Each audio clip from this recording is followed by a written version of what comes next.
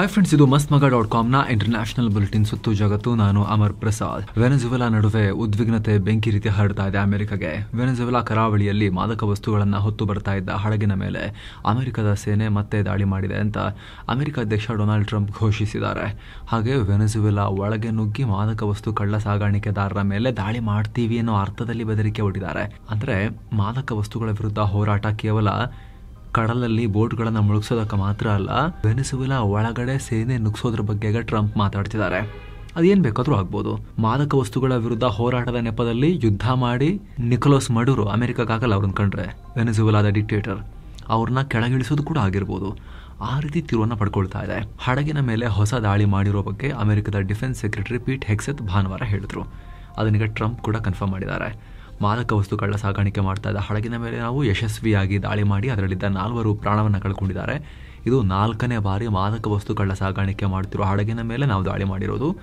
ಇದುವರೆಗೂ ಈ ದಾಳಿಯಲ್ಲಿ ಕನಿಷ್ಠ 21 ಮಂದಿ ಪ್ರಾಣ ಕಳ್ಕೊಂಡಿದ್ದಾರೆ ಅಂತ ವರ್ಜೀನಿಯಾದಲ್ಲಿರೋ ನೇವಲ್ ಬೇಸ್ನಲ್ಲಿ ಹೇಳಿಕೆ ಕೊಟ್ಟಿದ್ದಾರೆ. ಇನ್ನು ಇದೇ ವೇಳೆ ಟ್ರಂಪ್ ದೊಡ್ಡ ವಾರ್ನಿಂಗ್ ಕೂಡ ಕೊಟ್ಟಿದ್ದಾರೆ. ಕೆಲ ವಾರಗಳಿಂದ ಮಾದಕ ವಸ್ತು ಉಗ್ರಗಾಮಿಗಳನ್ನ ಸರ್ವನಾಶ ಮಾಡೋ ನಮ್ಮ ಮಿಷನ್ಗೆ ನೌಕಾಪಡೆ ದೊಡ್ಡ ಮಟ್ಟದಲ್ಲಿ ಸಪೋರ್ಟ್ ಮಾಡಿದೆ. ನಾವು ಅದ್ಯಾವ ಮಟ್ಟದಲ್ಲಿ ಮಾದಕ ವಸ್ತುಗಳನ್ನು ತಡಿತಾ ಇದ್ದೀವಿ ಅಂದರೆ, ಇಂಥ ಕಾರ್ಯಾಚರಣೆಯನ್ನು ಹಿಂದೆಂದೂ ಯಾರೂ ಕಂಡಿರಲಿಲ್ಲ. ಕಾರ್ಯಾಚರಣೆ ಎಷ್ಟು ಅದ್ಭುತವಾಗಿತ್ತು ಅಂದರೆ, ಈಗ ಕೆರೆಬಿಯನ್ ಸಮುದ್ರದಲ್ಲಿ ಮಾದಕ ವಸ್ತು ಕಳ್ಳ ಸಾಗಾಣಿಕೆ ಮಾಡೋ ಒಂದು ಹಡಗು ಕೂಡ ಕಣ್ಣಿಗೆ ಕಾಣಿಸ್ತಾ ಇಲ್ಲ.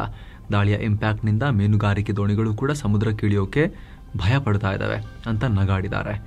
ಬಹಳ ನಾನು ಒಳ್ಳೆ ಕೆಲಸ ಮಾಡ್ತಾ ಇದ್ದೀನಿ ಅಂತ. ಬರೀ ಮಾದಕ ವಸ್ತುಗಳ ಕಳ್ಳ ಸಾಗಾಣಿಕೆದಾರರು ಇಳಿಲಿಲ್ಲ ಅಂದರೆ ಒಳ್ಳೆ ಕೆಲಸನೇ. ಆ ಭಯಕ್ಕೆ ಮೀನುಗಾರರು ಕೂಡ ಬರೋಕೆ ಹೆದರ್ತಾ ಇದ್ದಾರೆ ಅಂತ ಹೇಳಿದ್ರೆ ಅದರ ಅರ್ಥ ಬೇರೆ ಆಗುತ್ತೆ. ಇವರು ಮುಲಾಜಿಲ್ಲದೆ ಸಿಕ್ಕಿದ ದೋಣಿಗಳನ್ನು ಮುಳುಗಿಸಿದಾರೆ ಅನ್ನೋ ಅರ್ಥ ಬರುತ್ತೆ. ಅದು ಗೊತ್ತಿಲ್ಲ ಟ್ರಂಪ್ಗೆ. ಅದೆಲ್ಲ ಸೂಕ್ಷ್ಮತೆಗಳ ಅರ್ಥ ಆಗಲ್ಲ, ಹೇಳ್ಕೊಂಡು ನಗಾಡಿದ್ದಾರೆ.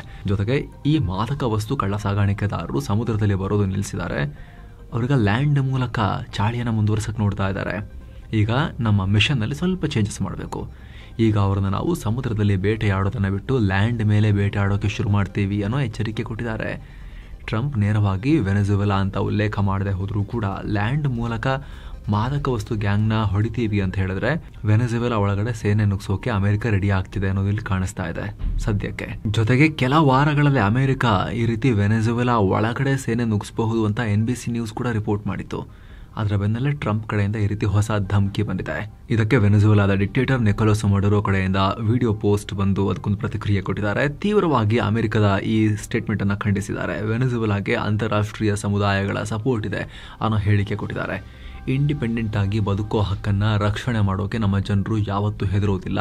ನಾವು ಅದೆಂತಹದ್ದೇ ಪರಿಸ್ಥಿತಿ ಬಂದರೂ ಕೂಡ ಫೇಸ್ ಮಾಡೋಕೆ ತಯಾರಿದ್ದೀವಿ ಅನ್ನೋ ಹೇಳಿಕೆ ಕೊಟ್ಟಿದ್ದಾರೆ. ಇದ್ರ ಬಗ್ಗೆ ಕಂಪ್ಲೀಟ್ ಮಾಹಿತಿಯನ್ನು ಕೊಡ್ತೀವಿ ಸ್ನೇಹಿತರೆ. ಅದಕ್ಕಿಂತ ಮುಂಚೆ ಇನ್ನೂ ಕೂಡ ಸಬ್ಸ್ಕ್ರೈಬ್ ಮಾಡದೇ ಇರೋ ವೀಕ್ಷಕರಿಗೆ ಮನವಿ, ವಿಡಿಯೋ ಕೆಳಗಿರೋ ಸಬ್ಸ್ಕ್ರೈಬ್ ಬಟನ್ ಮೇಲೆ ಕ್ಲಿಕ್ ಮಾಡಿ ಪಕ್ಕದ ಬೆಲ್ ಐಕಾನ್ ಮೇಲೆ ಕ್ಲಿಕ್ ಮಾಡೋದನ್ನ ಯಾವುದೇ ಕಾರಣಕ್ಕೂ ಮರಿಬೇಡಿ ಅಂತ. ಬನ್ನಿ ಶುರು ಮಾಡೋಣ. ಅಮೆರಿಕ ಅಧ್ಯಕ್ಷ ಡೊನಾಲ್ಡ್ ಟ್ರಂಪ್ರ ನೊಬೆಲ್ ಶಾಂತಿ ಕನಸಿಗೆ ಪುಟಿನ್ ಮತ್ತೊಮ್ಮೆ ಬೆಂಕಿ ಇಟ್ಟಿದ್ದಾರೆ. ನೊಬೆಲ್ ಪೀಸ್ ಪ್ರೈಸ್ ತಗೊಳ್ಳೇಬೇಕು ಅಂತ ಕಾಯ್ತಿದಾರಲ್ಲ ಅದಕ್ಕೆ. ಯುಕ್ರೇನ್ ಮೇಲೆ ರಷ್ಯಾ ಇದೀಗ ಒಂದೇ ಸಮನೆ ಸುಮಾರು 496 ಡ್ರೋನ್ ಮತ್ತು 53 ballistic missile, cruise missiles, guided ಸ್ಫೋಟಕಗಳನ್ನು ಸುರಿಸಿದೆ. ಪರಿಣಾಮ ಕನಿಷ್ಠ 5 ಪ್ರಾಣ ಕಳ್ಕೊಂಡಿದ್ದಾರೆ, ಹಲವರು ಗಂಭೀರವಾಗಿ ಗಾಯಗೊಂಡಿದ್ದಾರೆ. ರಷ್ಯಾ ಯುಕ್ರೇನ್ ಯುದ್ಧ ಶುರುವಾದಾಗಿನಿಂದ ಇದು ರಷ್ಯಾ ಮಾಡಿದ ಅತಿ ದೊಡ್ಡ ದಾಳಿ ಅಂತ ಯುಕ್ರೇನ್ ವಾಯುಪಡೆ ಹೇಳಿದೆ. ಯುಕ್ರೇನ್ನ ಕಿಯವ್ ಸೇರಿದ ಹಾಗೆ ಹಲವು ಕಡೆ ಮಿಸೈಲ್ಗಳು, ಡ್ರೋನ್ಗಳು ಬಂದು ಅಪ್ಪಳಿಸಿವೆ. ಪರಿಣಾಮ ಜನವಸತಿ ಪ್ರದೇಶಗಳು ಸೇರಿದ ಹಾಗೆ ಹಲವು ಕಡೆ ಭಾರಿ ಹಾನಿಯಾಗಿದೆ ಮತ್ತು ಕೆಲ ಕಡೆ ವಿದ್ಯುತ್ ವ್ಯತ್ಯಯ ಉಂಟಾಗಿದೆ. ಇನ್ನು ಈ ದಾಳಿಗೆ ಯುಕ್ರೇನ್ ಅಧ್ಯಕ್ಷ ಝೆಲೆನ್ಸ್ಕಿ ತೀವ್ರ ಖಂಡನೆ ವ್ಯಕ್ತಪಡಿಸಿದ್ದಾರೆ. ರಷ್ಯಾ ನಮ್ಮ ಜನವಸತಿ ಪ್ರದೇಶಗಳನ್ನು ಗುರಿಯಾಗಿಸಿ ದಾಳಿ ನಡೆಸಿದೆ, ಹೀಗಾಗಿ ನಮಗೆ ಹೆಚ್ಚಿನ ರಕ್ಷಣೆ ಬೇಕಾಗಿದೆ. ರಷ್ಯಾದ ವೈಮಾನಿಕ ಭಯೋತ್ಪಾದಕತೆಯನ್ನು ಫೇಸ್ ಮಾಡೋಕೆ ಪಾಶ್ಚಿಮಾತ್ಯ ರಾಷ್ಟ್ರಗಳು ನಮಗೆ ಹೆಚ್ಚಿನ ಏರ್ ಡಿಫೆನ್ಸ್ ಸಿಸ್ಟಮ್ಗಳನ್ನು ಕೊಡಿ ಅಂತ ಕೇಳ್ಕೊಂಡಿದ್ದಾರೆ. ಏನೋ ಈ ದಾಳಿ ಬಗ್ಗೆ ರಷ್ಯಾದ ರಕ್ಷಣಾ ಇಲಾಖೆ ಪ್ರತಿಕ್ರಿಯೆ ಕೊಟ್ಟಿದೆ. ನಾವು ಯುಕ್ರೇನ್ನ ಎನರ್ಜಿ ಫೆಸಿಲಿಟೀಸ್ ಮತ್ತು ಸೇನಾ ಮೂಲಸೌಕರ್ಯಗಳನ್ನು ಟಾರ್ಗೆಟ್ ಮಾಡಿಕೊಂಡು ಮಾತ್ರ ದಾಳಿ ಮಾಡಿದ್ದೇವೆ, ನಾಗರಿಕರನ್ನು ಟಾರ್ಗೆಟ್ ಮಾಡಿಲ್ಲ ಅಂತ ಹೇಳಿದೆ. ಇತ್ತ ರಷ್ಯಾ ದಾಳಿಗೆ ಪ್ರತಿಯಾಗಿ ನ್ಯಾಟೋ ಕಂಟ್ರಿ ಪೋಲೆಂಡ್ ಎಂದಿನಂತೆ ತನ್ನ ವಾಯು ಪ್ರದೇಶದಲ್ಲಿ ಫೈಟರ್ ಜೆಟ್ಗಳನ್ನು ಹಾರಿಸಿದೆ. ಹಾಗೆ ಇತರ ನ್ಯಾಟೋ ರಾಷ್ಟ್ರಗಳು ಕೂಡ ನಾವು ರೆಡಿ ಇದೀವಿ ಅಂತ ಹೇಳಿ ಫೈಟರ್ ಜೆಟ್ಗಳನ್ನು ಹಾರಿಸಿದ್ದಾರೆ. ಇನ್ನೊಂದು ಕಡೆ ರಷ್ಯಾ ಅಧ್ಯಕ್ಷ ಪುಟಿನ್ ದೊಡ್ಡ ಸ್ಟೇಟ್ಮೆಂಟ್ ಕೊಟ್ಟಿದ್ದಾರೆ. ರಷ್ಯಾ ಮೇಲೆ ದಾಳಿ ಮಾಡಿ ಅಂತ ನೀವೇನಾದರೂ ಯುಕ್ರೇನ್ಗೆ ಅಮೆರಿಕದ ಟೊಮಹ್ಯಾಕ್ ಮಿಸೈಲ್ ಕೊಟ್ರೆ ಅದರಿಂದ ನಿಮ್ಮ ಸಂಬಂಧ ಕಂಪ್ಲೀಟ್ ನಾಶ ಆಗುತ್ತೆ ಅಂತ ಹೇಳಿದ್ದಾರೆ. ಅಮೆರಿಕ ಉಪಾಧ್ಯಕ್ಷ ಜೆಡಿ ವಾನ್ಸ್ ಲಾಂಗ್ ರೇಂಜ್ ಟೊಮಹ್ಯಾಕ್ ಮಿಸೈಲ್ಗಳನ್ನು ಕೊಡೋಕೆ ನಾವು ಯುಕ್ರೇನ್ ಮನವಿಯನ್ನ ಚೆಕ್ ಮಾಡ್ತಾ ಇದೀವಿ ಅಂತ ಹೇಳಿದ್ರು, ಕನ್ಸಿಡರ್ ಮಾಡ್ತಿದೀವಿ ಅಂತ. ಅದರ ನಡುವೆ ಪುಟಿನ್ ಈ ರೀತಿ ಹೇಳಿಕೆ ಕೊಟ್ಟಿದ್ದಾರೆ. ಕೊಡಿ, ಅವರು ಅದನ್ನು ಬಳಸಿ ನಮ್ಮ ಮೇಲೆ ಏನಾದ್ರು ಒಳಗಡೆ ಬಂದು ದಾಳಿ ಮಾಡಲಿ, ಅವಾಗ ಅದು ನಿಮ್ಮ ನಡುವಿನ ಯುದ್ಧ ಅಂತ ಕನ್ಸಿಡರ್ ಮಾಡಬೇಕಾಗತ್ತೆ ಅಂತ ಈ ಹಿಂದಿನಿಂದ ರಷ್ಯಾ ಹೇಳ್ತಾ ಬಂದಿತ್ತಲ್ಲ, ಅದೇ ಟೋನ್ನಲ್ಲಿ ಮತ್ತೆ ರಷ್ಯಾ ಮಾತನಾಡಿದೆ. ಇನ್ನು ಭಾರತ ಅಮೆರಿಕ ನಡುವಿನ ವ್ಯಾಪಾರ ಒಪ್ಪಂದ ಕುರಿತು ವಿದೇಶಾಂಗ ಸಚಿವ ಎಸ್ ಜೈಶಂಕರ್ ಮಹತ್ವದ ಹೇಳಿಕೆ ಕೊಟ್ಟಿದ್ದಾರೆ. ಭಾರತ ಅಮೆರಿಕ ಟ್ರೇಡ್ ಡೀಲ್ಗಾಗಿ ಮಾತುಕತೆ ನಡೀತಾ ಇದೆ. ಭಾರತದ ರಾಷ್ಟ್ರೀಯ ಹಿತಾಸಕ್ತಿಯನ್ನು ಅಮೆರಿಕ ಗೌರವಿಸಬೇಕು. ಈ ವ್ಯಾಪಾರ ಒಪ್ಪಂದದಲ್ಲಿ ಎದುರಾಗಿರೋ ಸಮಸ್ಯೆಯನ್ನು ಭಾರತ ಅಮೆರಿಕ ಜೊತೆ ಸೇರಿ ಬಗೆಹರಿಸುವ ಪ್ರಯತ್ನ ಮಾಡ್ತಿದೆ. ಅಲ್ಲದೆ ಭಾರತದ ರಫ್ತಿನ ಮೇಲೆ ಅಮೆರಿಕ ವಿಧಿಸಿರೋ ಟ್ಯಾರಿಫ್ ಕ್ರಮದಿಂದ ನಮಗೆ ಅನ್ಯಾಯವಾಗಿದೆ. ಈ ಟ್ಯಾರಿಫ್ ಸಮಸ್ಯೆ ಎರಡು ರಾಷ್ಟ್ರಗಳ ನಡುವಿನ ದ್ವಿಪಕ್ಷೀಯ ವ್ಯಾಪಾರದ ಮೇಲೆ ಹೆಚ್ಚೇನು ಪರಿಣಾಮ ಬೀರ್ತಾ ಇಲ್ಲ. ಟ್ಯಾರಿಫ್ ಬಿಟ್ಟರೆ ಎರಡು ರಾಷ್ಟ್ರಗಳ ನಡುವಿನ ವ್ಯಾಪಾರ ವಹಿವಾಟು ಮೊದಲಿನ ತರ ಇವತ್ತಿಗೂ ಚೆನ್ನಾಗಿ ನಡೀತಾ ಇದೆ ಅಂತ ಹೇಳಿದ್ದಾರೆ. ಈ ಮೂಲಕ ಟ್ರಂಪ್ ಟ್ಯಾರಿಫ್ ಒಂದು ತೆಗೆದು ಬಿಟ್ರೆ ಸಾಕು, ಎರಡು ರಾಷ್ಟ್ರಗಳ ಸಂಬಂಧ ಚೆನ್ನಾಗೇ ಇರುತ್ತೆ ಅನ್ನೋ ರೀತಿಯಲ್ಲಿ ಜೈಶಂಕರ್ ಮಾತನಾಡಿದ್ದಾರೆ. ಇನ್ನು ಮಹತ್ವದ ಬೆಳವಣಿಗೆಯಲ್ಲಿ ಭಾರತ ಮತ್ತು ಅರಬ್ ರಾಷ್ಟ್ರ ಕತಾರ್ ನಡುವೆ ಶೀಘ್ರ ಮುಕ್ತ ವ್ಯಾಪಾರ ಒಪ್ಪಂದ ಆಗೋ ಸಾಧ್ಯತೆ ಇದೆ. ಈ ಫ್ರೀ ಟ್ರೇಡ್ ಅಗ್ರಿಮೆಂಟ್ನ ಟರ್ಮ್ಸ್ ಅನ್ನ ಈ ವಾರ ಎರಡು ರಾಷ್ಟ್ರಗಳು ಫೈನಲೈಸ್ ಮಾಡೋ ನಿರೀಕ್ಷೆ ಇದೆ. ಇದರಿಂದ ಎರಡು ರಾಷ್ಟ್ರಗಳ ನಡುವಿನ ಆರ್ಥಿಕ ಸಹಕಾರ ಮತ್ತಷ್ಟು ವೃದ್ಧಿಯಾಗುತ್ತೆ. ಇದನ್ನು ಖುದ್ದು ಕಾಮರ್ಸ್ ಮಿನಿಸ್ಟ್ರಿ ಹೇಳಿದೆ. Commerce minister Piyush Goyal October 6ರಿಂದ ಇಂದಿನಿಂದ 2 ದಿನಗಳ ಕತಾರ್ ಪ್ರವಾಸ ಕೈಗೊಳ್ತಾ ಇದ್ದಾರೆ.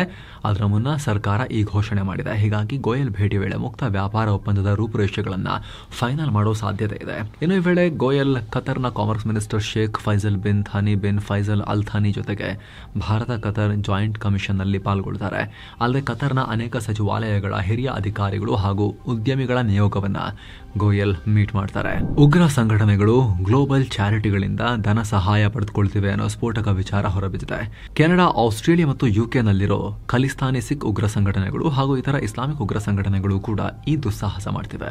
ಆ ರಾಷ್ಟ್ರಗಳ ಕಾನೂನುಗಳನ್ನು ದುರುಪಯೋಗಪಡಿಸಿಕೊಂಡು ತಮ್ಮ ಉಗ್ರವಾದಕ್ಕಾಗಿ ಅಲ್ಲಿನ NGOಗಳಿಂದ ದುಡ್ಡನ್ನು ಕಲೆಕ್ಟ್ ಮಾಡ್ತಿದ್ದಾರೆ ಅನ್ನೋ ಗುಪ್ತಚರ ಮಾಹಿತಿ ಹೊರಗೆ ಬಂದಿದೆ. ಗ್ಲೋಬಲ್ ಚಾರಿಟೀಸ್ ಇಂದ ಬಂದ ಹಣವನ್ನು ಉಗ್ರ ಕೃತ್ಯಕ್ಕಾಗಿ ಬಳಸೋದು, ಉಗ್ರರ ನೇಮಕಾತಿಗಾಗಿ ಬಳಸೋದನ್ನೆಲ್ಲ ಮಾಡ್ತಿದ್ದಾರೆ. ಇದರಿಂದ ತಮ್ಮ ಜಾಲವನ್ನು ಇನ್ನಷ್ಟು ವಿಸ್ತರಿಸಿಕೊಳ್ಳೋಕೆ ಉಗ್ರರಿಗೆ ಹೆಲ್ಪ್ ಆಗ್ತಿದೆ. ಸಿಖ್ಖರ ಅಭಿವೃದ್ಧಿಗಾಗಿ ರಿಜಿಸ್ಟರ್ ಆಗಿರೋ Khalsa Aid, Sikh Relief, World Sikh Organisation ನಂತಹ NGOಗಳು ಉಗ್ರರಿಗೆ ಫಂಡಿಂಗ್ ಮಾಡ್ತಿವೆ. ಅದರಲ್ಲೂ ಭಾರತ ವಿರೋಧಿ ಕೃತ್ಯಗಳಲ್ಲಿ ತೊಡಗಿರೋ ಉಗ್ರರು ಕಾನೂನು ರಕ್ಷಣೆಗಾಗಿ ಅಂದರೆ ಬೇಲ್ ಪಡ್ಕೊಳ್ಳೋದಕ್ಕೆಲ್ಲ ಇದೇ ಹಣವನ್ನು ಯೂಸ್ ಮಾಡ್ತಿದ್ದಾರೆ, ಲೀಗಲ್ ಫೈಟ್ಸ್ ಎಲ್ಲ ಮಾಡೋಕ್ಕೆ. ಅಲ್ಲದೆ ಅನೇಕ ಚಾರಿಟಿಗಳಲ್ಲಿ, ಗುರುದ್ವಾರಗಳಲ್ಲಿ ಬಬ್ಬರ್ ಖಾಲ್ಸಾ ಮತ್ತು ಖಲಿಸ್ತಾನ್ ಟೈಗರ್ ಫೋರ್ಸ್ ಇದರ ಉಗ್ರರು ನೋಡಿ ಹುತಾತ್ಮರಾಗಿದ್ದಾರೆ, ಇವರೆಲ್ಲ ಹೋರಾಟ ಮಾಡಿ ಅಂತೆಲ್ಲ ತೋರಿಸಿ ಅಲ್ಲಿ ದುಡ್ಡು ಕಲೆಕ್ಟ್ ಮಾಡ್ತಿದ್ದಾರೆ. ಹಾಗೆ ಇಲ್ಲಿ ಭಾರತದ ನಾಯಕರ ಹತ್ಯೆಗೆ ಕಾರಣರಾದವರ ವೈಭವೀಕರಣಕ್ಕೂ ಕೂಡ ಪ್ರಯತ್ನ ಪಡ್ತಿದ್ದಾರೆ. ನೋಡಿ ಹೋರಾಟ ಮಾಡಿ ಇಂಥವ್ರನ್ನ ಭಾರತದಲ್ಲಿ ಹೊಡೆದಿದ್ದಾರೆ ಇವರು, ಬೇಟೆ ಅಂತೆಲ್ಲ ತೋರಿಸ್ತಾ ಇದ್ದಾರೆ.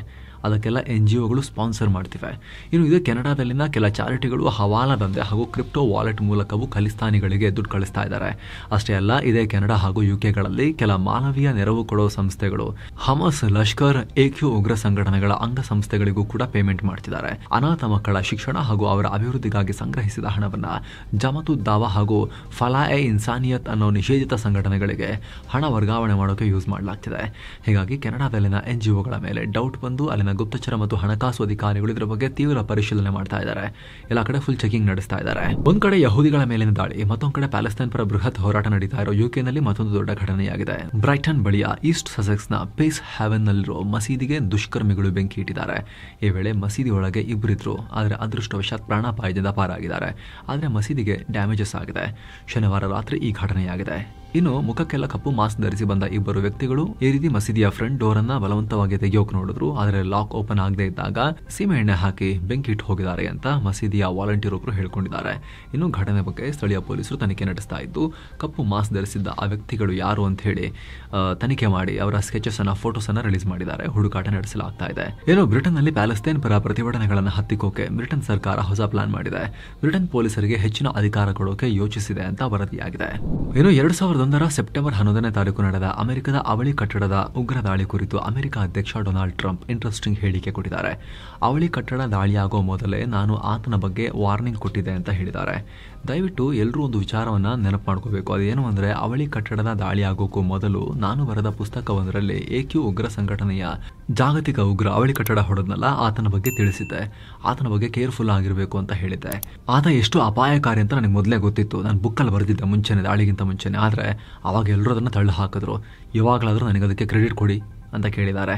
Credit crazy president Donald Trump. ಅಂದ ಹಾಗೆ ಟ್ರಂಪ್ 2000ನೇ ಇಸವಿಯ ಜನವರಿಯಲ್ಲಿ ಅಮೆರಿಕಾ ವಿ ಡಿಸರ್ವ್ ಅನ್ನೋ ಪುಸ್ತಕವನ್ನ ಬರೆದಿದ್ರು. ಅದರಲ್ಲಿ ಆ ಉಗ್ರನ ಬಗ್ಗೆ ಮೆನ್ಷನ್ ಮಾಡಿದ್ರು. ಆದ್ರೆ ಆ ಉಗ್ರನ ಬಗ್ಗೆ ಸ್ವಲ್ಪ ಬ್ರೀಫ್ ಆಗಿ ಮೆನ್ಷನ್ ಮಾಡಲಾಗಿತ್ತೆ ಹೊರತು ಟ್ರಂಪ್ ಇವಾಗ ಹೇಳ್ತಿರೋ ಹಾಗೆ ಡೀಟೇಲ್ ಆಗಿ ವಾರ್ನಿಂಗ್ ಏನು ಕೊಟ್ಟಿರಲಿಲ್ಲ ಟ್ರಂಪ್. ಆದರೂ ಅದಕ್ಕೆ ಸೇರಿಸ್ಕೊಂಡು ಅದು ಹಾಗೆ ಹೇಳ್ದಂಗೆ ಅದು ಅಂತ ಹೇಳಿ ಈಗ ಕ್ರೆಡಿಟ್ ಕೊಡಿ ಅಂತ ಕೂತ್ಕೊಂಡಿದ್ದಾರೆ ಟ್ರಂಪ್. ಇನ್ನು ಹಮಾಸ್ಗಳಿಗೂ ಅಮೆರಿಕ ಅಧ್ಯಕ್ಷ ಟ್ರಂಪ್ ಮತ್ತೆ ದೊಡ್ಡ ಎಚ್ಚರಿಕೆ ಕೊಟ್ಟಿದ್ದಾರೆ. ಗಾಜಾವನ್ನ ಬಿಟ್ಕೊಡೋಕೆ ಏನಾದರೂ ನಿರಾಕರಿಸಿದ್ರೆ ಅದು ಇದು ಅಂತ ಹೇಳಿ ತಂಟೆ ತೆಗೆದ್ರೆ ನಿಮ್ಮನ್ನ ಸಂಪೂರ್ಣವಾಗಿ ನಿರ್ನಾಮ ಮಾಡ್ತೀನಿ ಅಂತ ವಾರ್ನಿಂಗ್ ಕೊಟ್ಟಿದ್ದಾರೆ. ಈ ಗಾಜಾ ಶಾಂತಿ ಒಪ್ಪಂದ ವಿಚಾರವಾಗಿ ಅಮೆರಿಕದ ವಿದೇಶಾಂಗ ಕಾರ್ಯದರ್ಶಿ ಮಾರ್ಕೋ ರುಬಿಯೋ ರಿಯಾಕ್ಟ್ ಮಾಡಿದ್ದಾರೆ. ನಾವು ಯಾವುದೇ ಪೊಲಿಟಿಕಲ್ ಮೂವ್ಮೆಂಟ್ ಜೊತೆಗೆ ಡೀಲ್ ಮಾಡ್ತಿಲ್ಲ, ಕೊಲೆಗಾರರು, ಅನಾಗರಿಕರು ಹಾಗೂ ಭಯೋತ್ಪಾದಕರೊಂದಿಗೆ ವ್ಯವಹಾರ ಮಾಡ್ತಾ ಇದೀವಿ ಅನ್ನೋ ಹೇಳಿಕೆ ಕೊಟ್ಟಿದ್ದಾರೆ. ಒತ್ತೆಯಾಳುಗಳ ಬಿಡುಗಡೆಗೆ ಮತ್ತು ಸಂಘರ್ಷವನ್ನು ಪರಿಹರಿಸೋಕೆ ಟ್ರಂಪ್ ನಿರ್ಮಿಸಿರೋ ಒಕ್ಕೂಟ ನಮಗೆ ಭರವಸೆ ಕೊಡುತ್ತೆ ಅನ್ನೋ ಮಾತನ್ನ ಕೂಡ ರುಬಿಯೋ ಹೇಳಿದ್ದಾರೆ. ಇನ್ನು ಶಾಂತಿ ಒಪ್ಪಂದದ ವಿಚಾರವಾಗಿ ಇಸ್ರೇಲ್ ಮತ್ತು ಹಮಸ್ಗಳ ನಡುವೆ ಈಜಿಪ್ಟ್ನಲ್ಲಿ ಮಾತುಕತೆ ಶುರುವಾಗಿದೆ. ಈಜಿಪ್ಟ್ ಮಧ್ಯಸ್ಥಿಕೆ ವಹಿಸಿದೆ. ಇನ್ನು ಗಾಜಾದಲ್ಲಿ ಇಸ್ರೇಲ್ನ ಆಕ್ಷನ್ ಮುಂದುವರೆದಿದೆ. ಭಾನುವಾರ ಕೂಡ ಇಸ್ರೇಲ್ ಗಾಜಾದಲ್ಲಿ ದಾಳಿ ಮಾಡಿದೆ. ಪರಿಣಾಮ ಕನಿಷ್ಠ 24 ಪ್ಯಾಲೆಸ್ತೀನಿಗಳು ಮೃತಪಟ್ಟಿದ್ದಾರೆ. ನೆರೆಯ ಚೀನಾ ಆಕ್ರಮಿತ ಟಿಬೆಟ್ನ ಮೌಂಟ್ ಎವರೆಸ್ಟ್ ಪ್ರದೇಶದಲ್ಲಿ ಭಾರೀ ಹಿಮಪಾತ ಉಂಟಾಗಿದೆ. ಪರಿಣಾಮ 1,000 ಜನ ಹಿಮಪಾತದಲ್ಲಿ ಸಿಕ್ಕಾಕೊಂಡಿದ್ದಾರೆ. ಅವ್ರನ್ನ ಹೊರತೆಗೆಯೋಕೆ 100 ಸ್ಥಳೀಯರು ಹಾಗೂ ರಕ್ಷಣಾ ತಂಡಗಳು ಹರಸಾಹಸ ಪಡ್ತಿದ್ದಾರೆ. 4,900 ಮೀಟರ್ ಎತ್ತರದ ಪರ್ವತ ಪ್ರದೇಶದಲ್ಲಿ ಈ ಘಟನೆಯಾಗಿದೆ. ಅಲ್ಲಿಗೆ ಬಂದಿದ್ದ ಹಲವು ಪ್ರವಾಸಿಗರನ್ನ ಈಗ ಆಲ್ರೆಡಿ ಬೇರೆ ಕಡೆಗೆ ಶಿಫ್ಟ್ ಮಾಡಲಾಗಿದೆ. ಶುಕ್ರವಾರದಿಂದಲೂ ಹಿಮಪಾತ ಆಗ್ತಾ ಇದ್ದು ಶನಿವಾರವೂ ಮುಂದುವರೆದ ಪರಿಣಾಮ ಅಲ್ಲಿಗೆ ಸದ್ಯ ಪ್ರವೇಶವನ್ನ ನಿರ್ಬಂಧಿಸಲಾಗಿದೆ. ಸಿಕ್ಕಾಕೊಂಡವ್ರನ್ನ ಹೊರತಂದ್ರೇ ದೊಡ್ಡ ಸಾಹಸ ಆಗೋಗಿದೆ ಅಲ್ಲಿ. ಏನೋ ನೇಪಾಳದಲ್ಲೂ ಕೂಡ ಧಾರಾಕಾರ ಮಳೆಯಿಂದಾಗಿ ಪ್ರವಾಹ ಮತ್ತು ಭೂಕುಸಿತ ಉಂಟಾಗ್ತಾ ಇದೆ. ಸಾವಿನ ಸಂಖ್ಯೆ ಜಾಸ್ತಿ ಆಗ್ತಾ ಇದೆ. ಇದುವರೆಗೂ ಕನಿಷ್ಠ 52 ಜನರ ಪ್ರಾಣ ಹೋಗಿದೆ. ಸಾವಿನ ಸಂಖ್ಯೆ ಇನ್ನಷ್ಟು ಹೆಚ್ಚಾಗುವುದು ಅನ್ನೋ ಆತಂಕ ಇದೆ. ನೇಪಾಳದ ಪರಿಸ್ಥಿತಿಗೆ PM ನರೇಂದ್ರ ಮೋದಿ ರಿಯಾಕ್ಟ್ ಮಾಡಿದ್ದಾರೆ. ಈ ಘಟನೆ ನಿಜಕ್ಕೂ ದುಃಖಕರ. ಇಂಥ ಕಷ್ಟದ ಸಮಯದಲ್ಲಿ ನಾವು ನೇಪಾಳದ ಜನರು ಮತ್ತು ಅಲ್ಲಿನ ಸರ್ಕಾರದೊಂದಿಗೆ ನಿಲ್ತೀವಿ. ಅಗತ್ಯವಿರೋ ಎಲ್ಲ ಸಹಾಯ ಕೊಡೋಕು ನಾವು ಕಮಿಟ್ ಆಗಿದ್ದೀವಿ ಅನ್ನೋ ಹೇಳಿಕೆ ಕೊಟ್ಟಿದ್ದಾರೆ. ಏನೋ ಫಿಲಿಪೈನ್ಸ್ನಲ್ಲಿ ಅವಾಂತರ ಸೃಷ್ಟಿಸಿದ್ದ ಮ್ಯಾಟ್ಮೋ ಚಂಡಮಾರುತ ಈಗ ಚೀನಾದ ಕರಾವಳಿ ಭಾಗಕ್ಕೆ ಲಗ್ಗೆ ಇಟ್ಟಿದೆ. ದಕ್ಷಿಣ ಚೀನಾದ ಸಮುದ್ರ ತೀರ ಪ್ರದೇಶಗಳಾದ ಗುವಾಂಗ್ಡಾಂಗ್ ಮತ್ತು ಹೈನನ್ನಲ್ಲಿ ಇದರ ಪ್ರಭಾವ ಹೆಚ್ಚಾಗಿದ್ದು ಅಲ್ಲಿನ ಲಕ್ಷಾಂತರ ಜನರನ್ನ ಸುರಕ್ಷಿತ ಜಾಗಕ್ಕೆ ಸ್ಥಳಾಂತರಿಸಲಾಗಿದೆ. ಹೆಚ್ಚುವರಿ 3.4 ಲಕ್ಷ ಜನರನ್ನ ಸ್ಥಳಾಂತರಿಸುವ ಪ್ಲಾನ್ ಕೂಡ ಇದೆ. ಈ ಚಂಡಮಾರುತ ಗಂಟೆಗೆ 151 ಕಿಲೋಮೀಟರ್ ವೇಗದಲ್ಲಿ ಬೀಸ್ತಾ ಇದೆ ಅಂತ ಚೀನಾದ ಹವಾಮಾನ ಇಲಾಖೆ ಹೇಳಿದೆ. ದಶಕಗಳಿಂದ ಮಾಹಿತಿ ಕೊಡ್ತಾ ಬರ್ತಾ ಇರೋ ವಿಕಿಪೀಡಿಯಾಗೆ ಟಕ್ಕರ್ ಕೊಡೋಕೆ ಇದೀಗ ಟೆಕ್ ದಿಗ್ಗಜ ಎಲಾನ್ ಮಸ್ಕ್ ಮುಂದಾಗಿದ್ದಾರೆ. ವಿಕಿಪೀಡಿಯಾದಂತೆ ಗ್ರಾಕಿಪೀಡಿಯಾ 1.0 ಅನ್ನೋ ಹೆಸರಿನ ಹೊಸ ಇನ್ಫಾರ್ಮೇಶನ್ ಪ್ಲಾಟ್ಫಾರ್ಮ್ ಲಾಂಚ್ ಮಾಡೋದಾಗಿ ಮಸ್ಕ್ ಕನ್ಫರ್ಮ್ ಮಾಡಿದ್ದಾರೆ. ಇದು ವಿಕಿಪೀಡಿಯಾದಿಂದ ಸ್ವಲ್ಪ ಡಿಫ್ರೆಂಟ್. ಅಂದರೆ ಗ್ರಾಕ್ AI ಚಾಟ್ಬಾಟ್ ಬಳಸ್ಕೊಂಡು ಕೆಲಸ ಮಾಡುತ್ತೆ. ಇದನ್ನು ಮಸ್ಕ್ರ XAI ಕಂಪನಿ ಡಿಸೈನ್ ಮಾಡ್ತಾ ಇದೆ. ಇನ್ನು ಆಸ್ಟ್ರೇಲಿಯಾದಲ್ಲಿ ಮತ್ತೆ ಗುಂಡಿನ ಮೊರತ ಕೇಳಿಸಿದೆ. ವ್ಯಕ್ತಿಯೊಬ್ಬ ಸಿಡ್ನಿ ಸಿಟಿಯ ಬೀದಿಯೊಂದರಲ್ಲಿ 100 ಸುತ್ತು ಗುಂಡು ಹಾರಿಸಿದ್ದಾನೆ. ಪರಿಣಾಮ 20 ಮಂದಿ ಗಾಯಗೊಂಡಿದ್ದಾರೆ. ಆರೋಪಿಯನ್ನು ಬಂಧಿಸಿರೋ ಪೊಲೀಸರು ಇದನಿಗೆ ಯಾವುದೇ ಉಗ್ರ ನಂಟಿಲ್ಲ ಅಂತ ಹೇಳಿದ್ದಾರೆ. ಮತ್ಯಾಕೆ ದಾಳಿ ಮಾಡಿದ ಅನ್ನೋದು ಇನ್ನಷ್ಟೇ ಸ್ಪಷ್ಟವಾಗಬೇಕು. ಇನ್ನು ಇಂಡೋನೇಷ್ಯಾದ ಶಾಲೆಯ ಪ್ರಾರ್ಥನಾ ಮಂದಿರ ಕುಸಿದ ದುರಂತದಲ್ಲಿ ಮೃತಪಟ್ಟ ಮಕ್ಕಳ ಸಂಖ್ಯೆ 49ಕ್ಕೆ ಏರಿಕೆಯಾಗಿದೆ. ರಕ್ಷಣಾ ಕಾರ್ಯಾಚರಣೆ ಮುಂದುವರೆದಿದೆ. ಇನ್ನು ಪುರುಷರ ಏಷ್ಯಾ ಕಪ್ ಬಳಿಕ ಮಹಿಳಾ ವಿಶ್ವಕಪ್ನಲ್ಲೂ ಭಾರತ ವಿರುದ್ಧ ಪಾಕಿಸ್ತಾನಕ್ಕೆ ಭಾರಿ ಮುಖಭಂಗ ಆಗಿದೆ. ಕೊಲಂಬೋದಲ್ಲಿ ನಡೆದ ಲೀಗ್ ಹಂತದ ಪಂದ್ಯದಲ್ಲಿ ಪಾಕ್ ವಿರುದ್ಧ ಭಾರತದ ಮಹಿಳೆಯರು 88 ರನ್ಗಳ ಭರ್ಜರಿ ಗೆಲುವನ್ನು ದಾಖಲಿಸಿದ್ದಾರೆ. ಈ ಮೂಲಕ ಏಷ್ಯಾ ಕಪ್ನಲ್ಲಿ 3 ಸಲ ಸೇರಿ ನಿರಂತರ 4ನೇ ಭಾನುವಾರ 4 ಸಲ ಪಾಕ್ ಟೀಮ್ಗಳು ಭಾರತದ ವಿರುದ್ಧ ಸೋತು ಕರಾಳ ಭಾನುವಾರವನ್ನು ನೋಡಿವೆ. ಈ ವುಮೆನ್ಸ್ ಮ್ಯಾಚ್ನಲ್ಲಿ ಟಾಸ್ ಗೆದ್ದ ಪಾಕ್ ಮೊದಲು ಬೌಲಿಂಗ್ ಆಯ್ಕೆ ಮಾಡಿಕೊಳ್ತು. ಹೀಗಾಗಿ ಮೊದಲು ಬ್ಯಾಟಿಂಗ್ ಮಾಡಿದ ಭಾರತ ನಿಗದಿತ 50 ಓವರ್ಗಳಲ್ಲಿ 10 ವಿಕೆಟ್ ನಷ್ಟಕ್ಕೆ ಆಲ್ಔಟ್ ಆಗಿ 247 ರನ್ ಗಳಿಸಿ ಪಾಕ್ಗೆ ದೊಡ್ಡ ಟಾರ್ಗೆಟೇ ಕೊಡ್ತು. ಭಾರತದ ಪರ ಹರ್ಲಿನ್ ಡಿಯೋಲ್ 46 ಹಾಗೂ ರಿಚಾ ಘೋಷ್ ಅಜೇಯ 35 ರನ್ ಬಾರಿಸಿದ್ರು. ಗುರಿ ಬೆನ್ನತ್ತಿದ ಪಾಕ್ ವುಮೆನ್ಸ್ ಟೀಮ್ 43 ಓವರ್ಗಳಲ್ಲಿ ಕೇವಲ 159 ರನ್ಗಳಿಗೆ ಆಲ್ಔಟ್ ಆಯಿತು. ಹೀಗಾಗಿ ಭಾರತ 88 ರನ್ಗಳಿಂದ ಮ್ಯಾಚ್ ಗೆಲ್ತು. ಭಾರತದ ಪರವಾಗಿ 3 ವಿಕೆಟ್ ಪಡೆದ ಕ್ರಾಂತಿ ಗೌಡ್ ಪಂದ್ಯ ಶ್ರೇಷ್ಠ ಪ್ರಶಸ್ತಿ ಪಡ್ಕೊಂಡ್ರು. ಇನ್ನು ಪಂದ್ಯದ ಸೋಲಿನ ಬಗ್ಗೆ ಪಾಕ್ ನಾಯಕಿ ಫಾತಿಮಾ ಸನಾ ನಾರ್ಮಲ್ ಸ್ಟೇಟ್ಮೆಂಟ್ ಕೊಟ್ಟರು. ಟಾಸ್ ಗೆದ್ದು ಬೌಲಿಂಗ್ ಆಯ್ಕೆ ಮಾಡಿಕೊಂಡಾಗ ನಾವು 200 ಒಳಗಡೆ ಕಟ್ಟ ಹಾಕಬೇಕಾಗಿತ್ತು, ಆಗಿಲ್ಲ ಅಂತೆಲ್ಲ ಹೇಳಿದ್ರು. ಇನ್ನು ಈ ಮ್ಯಾಚ್ನಲ್ಲೂ ಕೂಡ ಟಾಸ್ ಆಗೋ ಸಂದರ್ಭದಲ್ಲಿ ಶೇಕ್ ಹ್ಯಾಂಡ್ ಮಾಡೋಕೆ ಭಾರತದ ಕ್ಯಾಪ್ಟನ್ ಹರ್ಮನ್ ಪ್ರೀತ್ ಕೌರ್ ನಿರಾಕರಿಸಿದ್ರು ಪಾಕಿಸ್ತಾನದ ಕ್ಯಾಪ್ಟನ್ ಜೊತೆಗೆ.